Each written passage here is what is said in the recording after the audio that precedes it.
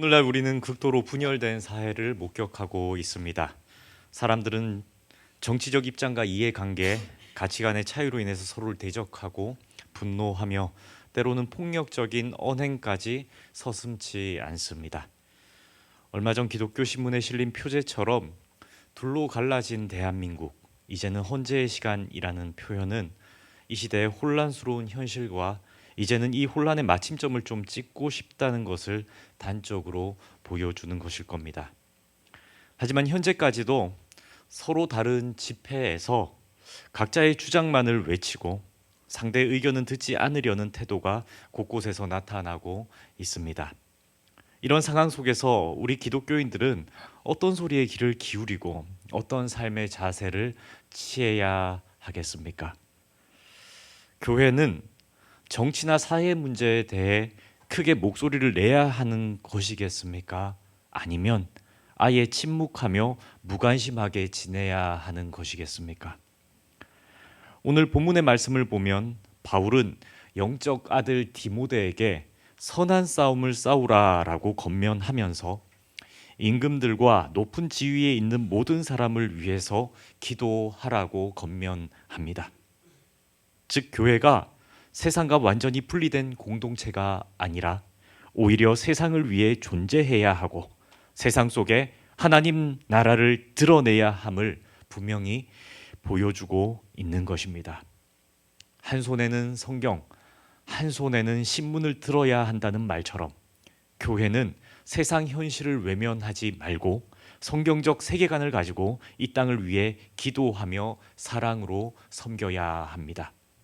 이 말씀을 중심으로 분열된 시대를 살아가는 그리스도인들이 세상을 위해 교회로서 감당해야 할 세 가지 역할에 대해서 오늘 말씀을 통해 함께 나누고자 합니다.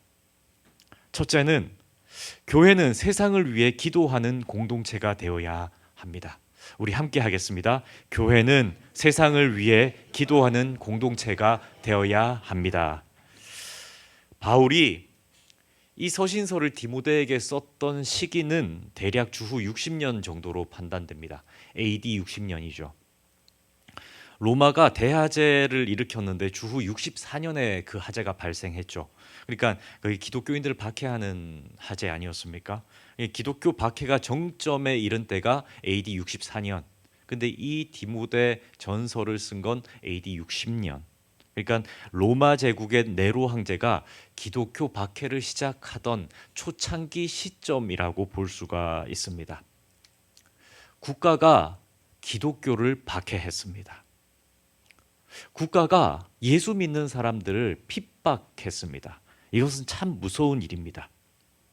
왜냐하면 예수를 믿는 신앙인들의 기본권이 국가에 의해서 침해당하는 것을 말하기 때문입니다. 곳곳에서 기독교인들은 나라로부터 합법적으로 부당한 대우를 받아야 했고 예수를 믿기 때문에 억울한 일을 겪어도 어디에 하소연할 곳도 없는 상황입니다. 그럼에도 불구하고 바울은 교회들에게 적대적인 권세자들을 향해 손가락질하고 대항하여 싸우지 말라고 말합니다. 그들을 향해 대항하여 싸우라고 말하지 않습니다. 세상 법정에 찾아가서 기독교인의 억울함을 호소하며 다투라라고 명령하지 않습니다. 도리어 바울은 그리스도인들에게, 이 디모데에게, 에베소 교회 교인들에게 간구와 기도와 도구와 감사를 하라고 말씀합니다. 우리 본문 2장 1절과 2절 말씀 함께 읽겠습니다. 그러므로 내가 첫째로 권하노니 모든 사람을 위하여 간구와 기도와 도구와 감사를 하되 임금들과 높은 지위에 있는 모든 사람을 위하여 하라. 이는 우리가 모든 경건과 단정함으로 고요하고 평안한 생활을 하려 함이라. 아멘. 이 말씀을 묵상할 때에 놀라운 영적 역설이 보여집니다. 예수님도 산상수훈으로 불리는 마태복음 5장을 보면 이런 말씀을 하시죠. 너희를 박해하는 자들을 위하여 기도하라. 사도 바울 역시 기독교인들을 박해하는 세상을 향해 맞서 싸울 것이 아니라 기도해 주라라고 말씀합니다. 아니, 바울은 앞서서 선한 싸움을 싸우라고 하지 않았습니까? 싸우라는 것 아닙니까? 라고 생각할 수도 있습니다. 우리를 핍박하는 자들과 싸우라고 말한 거 아닙니까? 라는 생각인 거죠. 근데 여기서 바울이 말한 선한 싸움은 개개인이 머리카락을 붙잡고 싸우는 것을 말하는 것이 아닙니다. 여기서 이 선한 싸움의 싸움은 군사적 용어의 헬라어인데 서로가 진영을 갖추어서 서로의 힘을 겨루어 이기라라는 말이죠. 비유를 들어서 설명해 보면 세상이 그리스도인들을 향해 악한 방법으로 힘을 내세워 다그칠 때에 기독교인들은 세상과 같은 힘의 논리로 그들을 대항하라는 말이 아닙니다. 세상은 세상의 방법으로, 그리스도인은 하나님의 방법으로 세상을 대하라는 뜻입니다. 그 하나님의 방법이 바로 그리스도인들의 기도입니다. 그리스도인의 기도. 기도는 단지 성도가 개인의 문제를 해결하기 위해서 혹은 개인의 소원을 성취하기 위해서 하는 도구가 아닙니다. 기도란 나라와 민족을 위해 기도함으로 악한 세상을 바라보며 울며 간구하고 사회의 불의와 상처를 하나님 앞에 올려드리는 평화의 수단이 될 수 있습니다. 세상의 불의 한가운데에서 기도를 통해 전능하신 하나님께 아뢰는 고도의 영적인 행위로 선한 싸움, 선한 그리스도인의 진영에서 하나님께서 가르쳐 주신 세상을 대하는 방법입니다. 대한민국의 현실을 보면 대통령 탄핵이든 정치적 양극화든 경제적 양극화든 우리가 겪고 있는 불평등과 갈등은 날이 갈수록 심해지고 있습니다.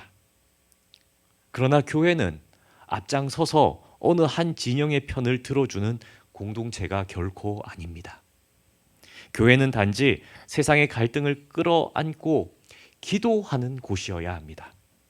누구보다도 아파하며 누구보다도 세상을 사랑하며 누구보다도 진실하게 세상을 위해 하나님께 기도해 줄 수 있는 공동체는 교회밖에는 없습니다. 교회가 세상을 위해 기도하지 않으면 어느 곳도 사랑의 마음으로 세상을 두고 아파하고 기도하는 곳은 없기 때문입니다. 하나님께서 세상에 원하시는 샬롬은 세상을 품고 기도하는 기도자들을 통해 시작될 것입니다. 그렇기에 세상을 위한 교회의 첫 번째 사명은 바로 세상을 위해 기도해 주는 것이어야 합니다. 둘째로 교회는 세상에 하나님의 공의를 보여주어야 합니다. 우리 함께 하겠습니다. 교회는 세상에 하나님의 공의를 보여주어야 합니다. 바울은 시대적 사명을 감당하는 교회들에게 질서와 정의를 지키라고 강조합니다.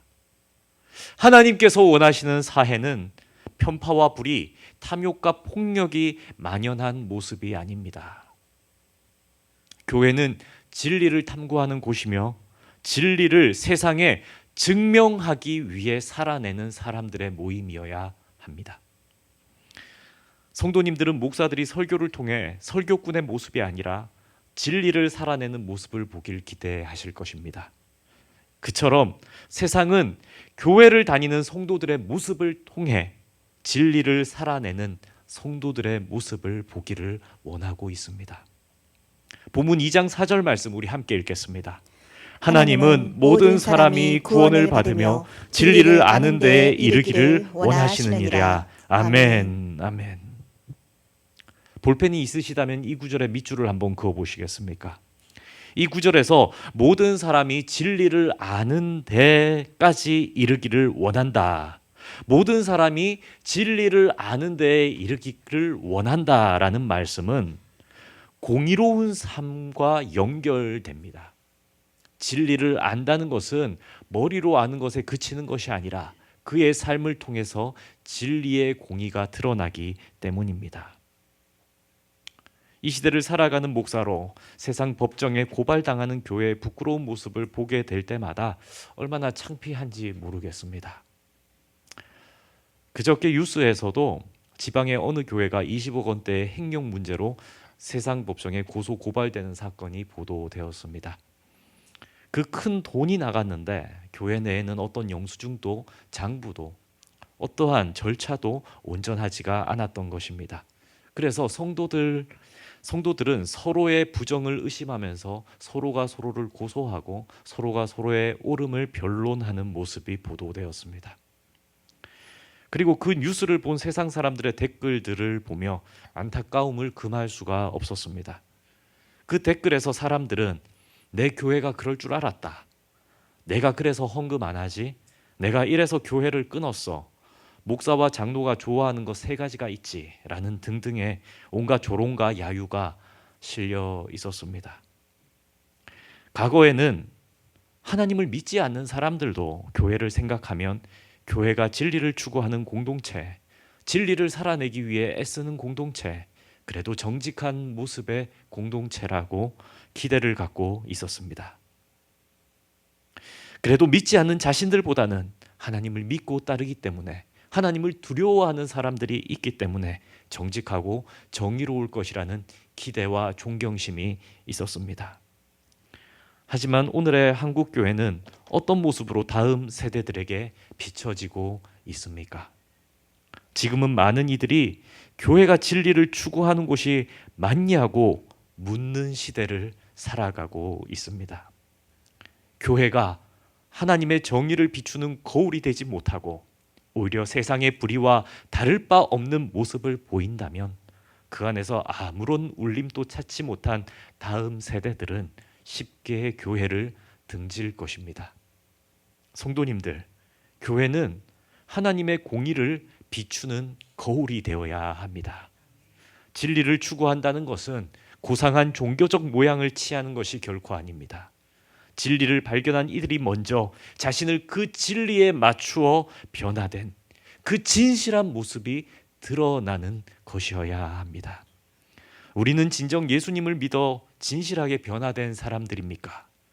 본질상 제2의 자녀에서 거듭 태어나서 재시씀을 받은 하나님의 자녀다운 삶을 살아내시고 있으십니까? 세상은 교회가 진리를 가진 척 하는 모습이 아니라 실제 삶에서 정의를 행하고 공의로운 삶의 모습을 보이기를 기대하고 있습니다. 예수님은 그러한 삶을 살아가는 사람들을 좁은 길을 걷는 사람들이라고 말씀하셨습니다. 마태복음 7장에 이렇게 말씀하십니다. 좁은 문으로 들어가라. 멸망으로 인도하는 문은 크고 그 길이 넓어 그리로 들어가는 자가 많고 생명으로 인도하는 문은 좁고 길이 협착하여 찾는 자가 적음이라. 아멘. 이 세상을 살지만 그리스도인이라면 두 갈래의 갈림길에서 좁은 길을 선택할 수 있어야 합니다. 그리고 그 좁은 길을 걸어가시되 끝까지 정말 그 좁은 길을 선택했다면 끝까지 걸어가시기를 축복합니다. 바울은 디모데에게 어떤 이들은 이 양심을 버렸고 그 믿음에 관하여 파선하였다라고 오늘 본문에 말씀합니다. 본문 1장 20절에 나오는 후메네오와 알렉산더와 같은 자들입니다. 성도님들, 시간이 흘러도 변질되지 않는 신실함, 하나님을 붙잡았는데 변하지 않는 성실함이 우리에게 있다면 얼마나 좋을까요? 하나님을 진실되게 믿고 사랑하는 그 마음이 변하지 않을 수 있다면 얼마나 좋겠습니까? 시간이 흐를수록 하나님을 사랑하는 마음이 더 깊어지고 세상을 걷되 좁은 길을 걸어가며 신앙의 본을 보이는 그 모습이 변질되지 않는다면 얼마나 아름답겠습니까? 한 번 마음 먹고 시작한 좁은 길을 향한 이 걸음이 중간에 멈추지 않고 끝까지 공의로움을 사수할 수 있게 되기를 축복합니다. 그렇게 좁은 길을 완주한 사람의 뒷모습을 바라볼 수 있다는 것은 동시대를 살아가는 믿음의 다음 세대들에게 큰 위로가 될 것입니다. 성도님들, 이 세상을 정의롭고 부끄럽지 않게 사시되 끝까지 정의롭게 살아가시는 성도님들 되기를 축복합니다. 그래서 여기 모인 우리 모두가 다음 세대에게 믿음의 이정표를 보여줄 수 있는 그리스도인들이 되시기를 소망합니다. 셋째, 교회는 세상의 다툼 가운데 화해의 다리가 되어야 합니다. 우리 함께 합니다. 교회는 세상의 다툼 가운데 화해의 다리가 되어야 합니다. 아멘. 세상은 늘 우리에게 어느 편에 서라고 강요합니다. 여기에 서겠냐 저기에 서겠느냐라는 강요이죠. 너는 이 편이냐 저 편이냐 하는 편가름입니다. 하지만 교회는 분열과 대립의 세상에서 둘 사이를 잇는 화해의 다리가 되어야 합니다. 더러운 얘기를 해서 죄송합니다만 똥은 어느 곳에 있는가에 따라서 악취가 나는 더러운 오물이 되기도 하고 반대로 다른 것의 성장을 돕는 유익한 거름이 되기도 합니다. 다시 말해서 진리가 아닌 일에 있어서 그 견해에 따라서 가치 중립적인 것들이 있을 수 있다는 겁니다. 겉보기에는 더럽고 겉보기에는 냄새가 나도 보는 시각과 놓여지는 것에 따라서 필요한 것이었구나 여겨지는 일들이 있다는 말입니다. 어떤 사안을 두고도 어느 시각과 어느 방향에서 보느냐에 따라 그 가치는 서로 다르게 평가될 수 있다는 말씀입니다. 하지만 세상은 자꾸 그러한 것들을 외면적으로 한 단편적인 모습만 꼬집어내서 절대적으로 판단하게 만들고 그것으로 인해서 양분하고 분열시키려고 합니다. 그리고 너는 어느 편에 설 것이냐고 자꾸 우리에게 강요합니다. 편가름을 통해서 그 편들, 각 양극단에 있는 편들은 세상의 바벨탑을 쌓아가려는 것이죠. 하나님을 대적하는 분열을 일으키고 하나님을 대적하는 싸움을 일으키고 서로와 서로를 헐뜯고 서로가 서로를 죽이도록 만드는 세상의 바벨탑을 양쪽에 쌓아가는 것입니다. 그래서 그들은 얘기합니다. 걸레는 빨아도 걸레이지 않냐? 말이 거칠죠. 세상이 이렇게 거친 단어와 선동적인 표현을 쓰는 겁니다. 내리에 확 박히지 않습니까? 부정적인 단어로 일관됐으나 정말 마음에 꼬집어 놓고 그것이 진리인 양 우리를 속이는 말들입니다. 그렇게 단정적인 말을 해서 사람으로 하여금 사람을 더 이상 사랑하지 못하고 불신하지 못하고 용납하지 못하고 받아들이지 못하도록 세상은 자꾸 우리를 유혹합니다. 성도님들, 이 땅을 살아가는 사람들 대부분은 상대적인 모습을 갖고 살아갑니다. 물론 몇몇 사람은 절대적인 악한 모습을 보이기도 하지만 그런 부류는 다 감옥에 가 있습니다. 대부분의 사람들은 내가 어떤 태도로 그 사람을 대하는가에 따라서 그 상대방이 나에게 악한 모습을 보이기도 하고 선한 선인의 모습으로 나를 대해주기 때문입니다. 내가 만일 저 사람은 죽어 마땅한 죄인이라고 규정짓고 그 사람을 대하면 결코 둘 사이에는 화해가 생길 수가 없습니다. 하지만 세상은 어떻게 합니까? 자꾸 그렇게 규정짓도록, 그렇게 바라보도록, 그렇게 생각하도록 부추기고 서로가 서로를 의심하게 만들며 서로가 서로를 적대적으로 대하도록 유혹합니다. 그리스도인은 이러한 다툼과 분열 가운데 있는 세상 한 복판에서 그 둘 사이를 중재하고 서로가 이해할 수 있도록 돕는 역할을 하는 사람이어야 합니다. 그리고 교회는 화해의 손길을 내밀 줄 아는 사람들이 모여서 교회가 교회답게 세상을 정화시킬 수 있도록 만들어내어야 합니다. 예수님은 하나님과 제약된 세상을 연결하는 화해의 다리가 되어 주셨습니다.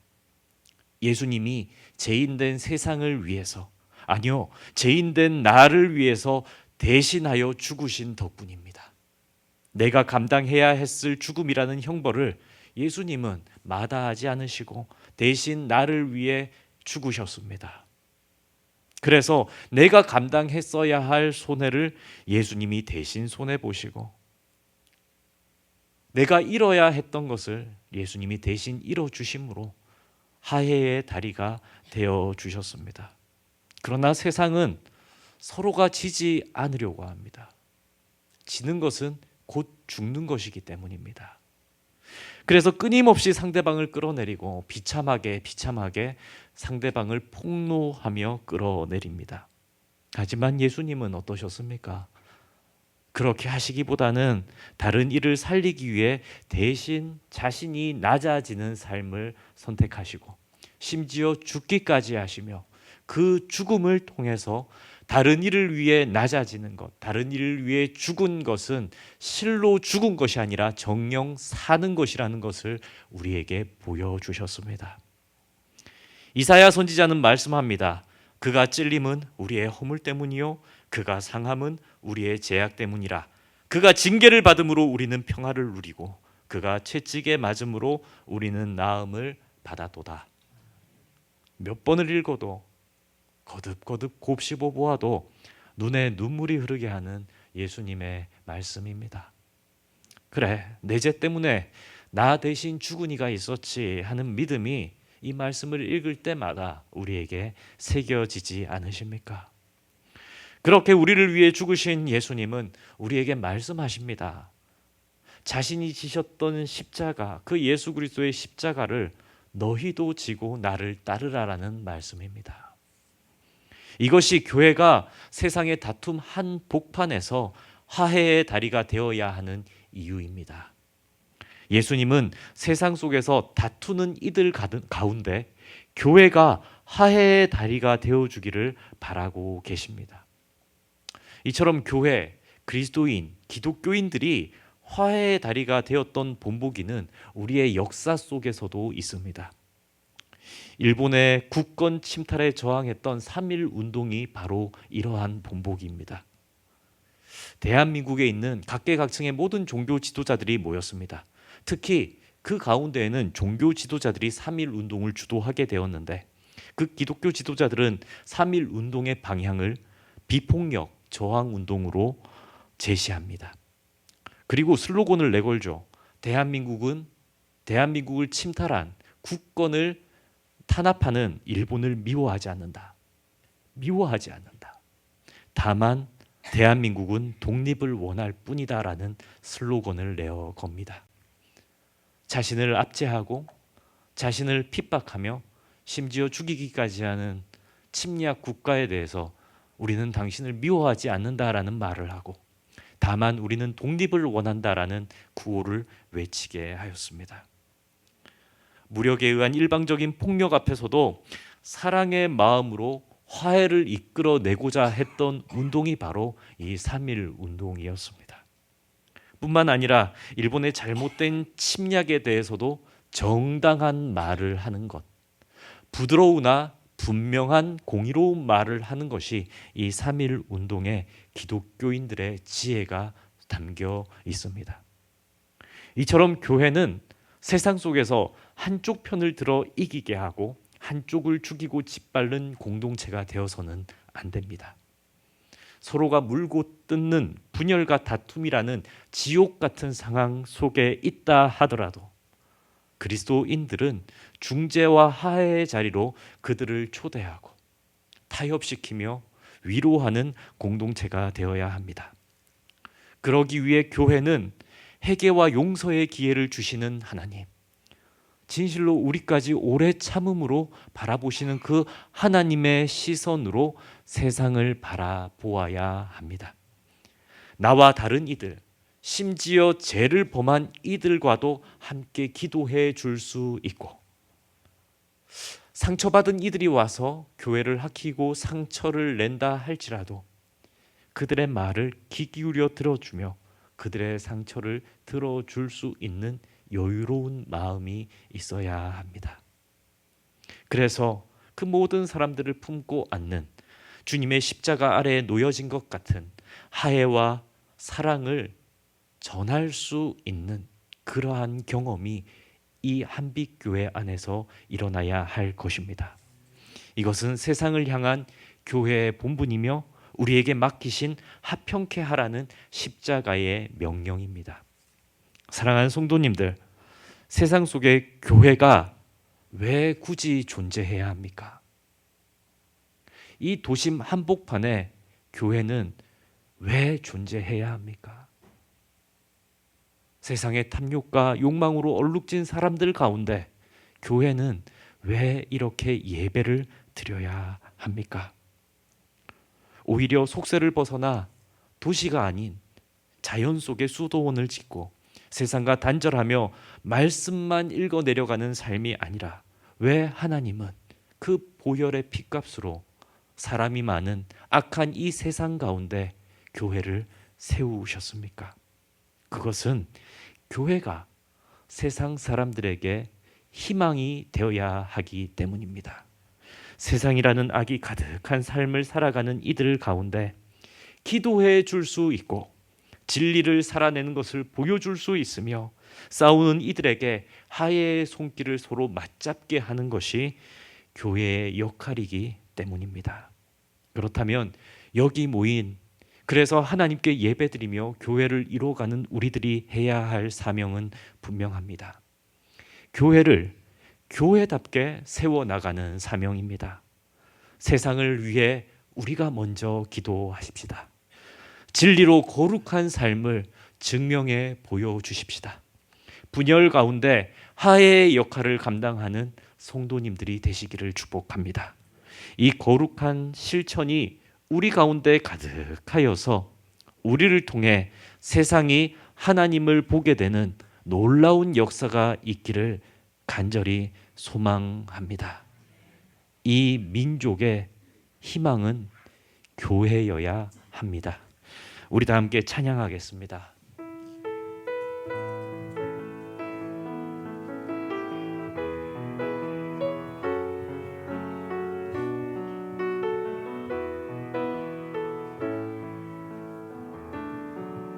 우리에겐 소원이 하나 있네.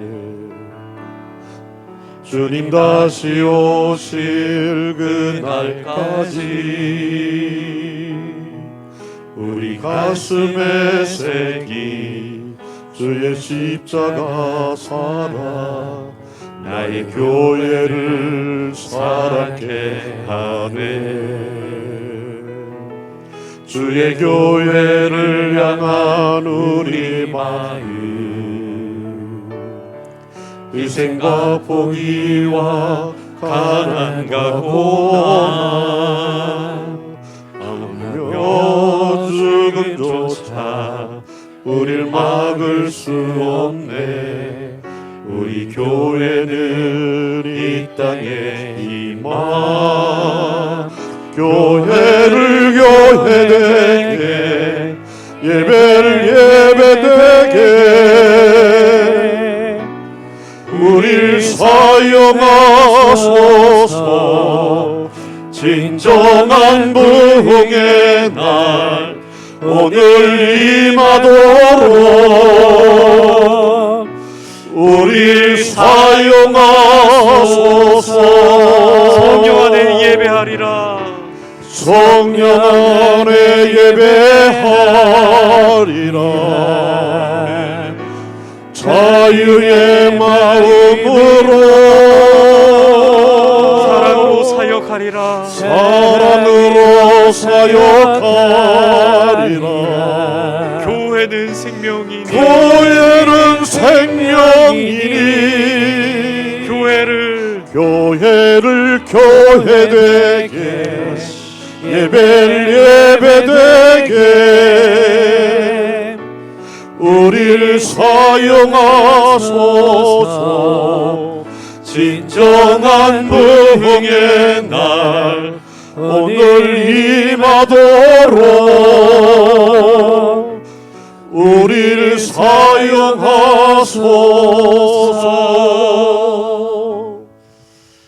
하늘에 계신 하나님 아버지, 오늘 말씀을 통해 이 시대의 아픔과 분열을 바라보며 그리스도인으로서 어떠한 삶을 살아야 할지 고민케 하시니 감사드립니다. 주님, 우리는 정치적, 사회적, 경제적 갈등 속에서 서로가 서로를 미워하고 다투며 극단적인 언어와 태도로 대립하는 모습을 보일 때가 있습니다. 이러한 모습 가운데 우리의 마음이 무겁고 안타까움을 금할 수가 없습니다. 그러나 주님, 이 민족의 희망이 교회가 되게 하여 주옵소서. 교회가 하나님의 사랑과 정의를 실천하며 세상을 위해 기도하고 섬기는 공동체 되게 하옵소서. 세상의 문제를 바라보며 불평과 비판으로 반응하는 것이 아니라 기도로 하나님께 아뢰며 오직 하나님의 방법으로 세상을 변화시키는 성도들 되게 하옵소서. 먼저 우리를 정결하게 하여 주시고 교회가 세상의 빛과 소금으로서 정직과 정의를 실천하며 하나님의 공의를 증거하는 공동체 되게 하옵소서. 또한 우리의 모든 죄를 용서하신 예수님의 사랑을 본받아 우리도 세상 속에서 화해의 용서의 다리가 되게 하옵소서. 이제 교회를 교회답게, 성도를 성도답게 세워주시고 우리를 통해 이 민족이 하나님을 바라보게 하옵소서. 이 모든 간구 우리 주 예수 그리스도의 이름으로 기도드립니다. 아멘.